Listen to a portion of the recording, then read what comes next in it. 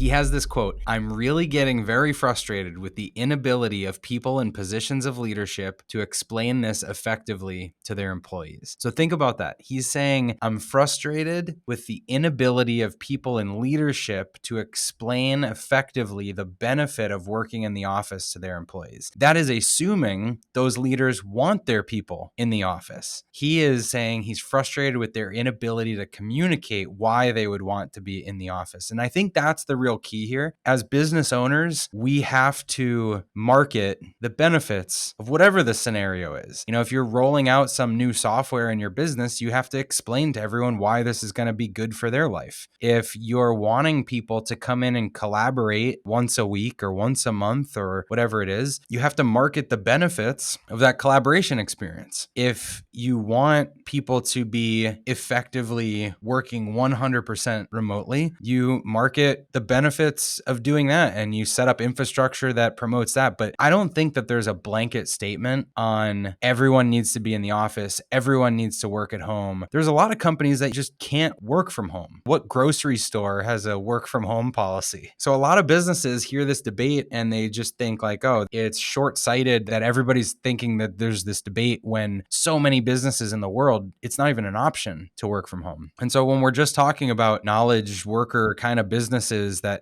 can allow working from home, then it's a decision that's company by company and culture by culture. Like, do you want your business to be in one location where everyone comes in every day? Do you want your business to be distributed across the world? Do you want to have an office? And so I even think when I've talked to people that run totally remote businesses, like Jonathan and I have a chapter in our friend Liam's book about running a remote business. And Liam has a business in Australia. He lives in Canada. He moves around with his wife and their child and lives in all different countries. And from the beginning, he set the business up to be a remote optimized business because that's the lifestyle he wanted. At the very beginning of Trainual, I had an office and I wanted everybody in the office. But then little by little, we found talented people that lived in other states and thought, well, we'd still like you to work with us. And well, we'd still like to work with you. And we started to optimize for this kind of hybrid environment. Every business is going to be different. And so I disagree with Malcolm Gladwell's assertion that it's not in everyone's best interest to work from home. It's a very personal decision. And I would disagree if he's making this assertion, I'm not sure he is, that all companies should be remote. I disagree with that. But what I do agree with is any frustration with the ability of people in leadership positions to effectively explain their culture, because that is a leader's responsibility. When you set up your culture, it's your responsibility to communicate and market that culture during your hiring process to make sure you attract people that want to work in that kind of business. It's up to you to market and set up the infrastructure during your employment process and make sure people can actually work effectively while they're working for you. And if leaders are inept at their ability to communicate the culture that they want and they're complaining as a result, they need to take a look in the mirror and decide, what kind of culture do I want? And let me explain it in very direct terms to my people, knowing that I'm going to lose some of them, but I'll attract others. That's how you have to build a business today, is you have to make a clear decision on what you want for your company. And then you have to attract the people that also want that for their work style and how they work. He said, as we face the battle that all organizations are facing now in getting people back to the office, which I think is not true. Not all organizations are facing that. It's really hard to explain this core psychological truth, which is we want you to have a feeling of belonging and to feel necessary. I think you can feel belonging and feel necessary working remotely.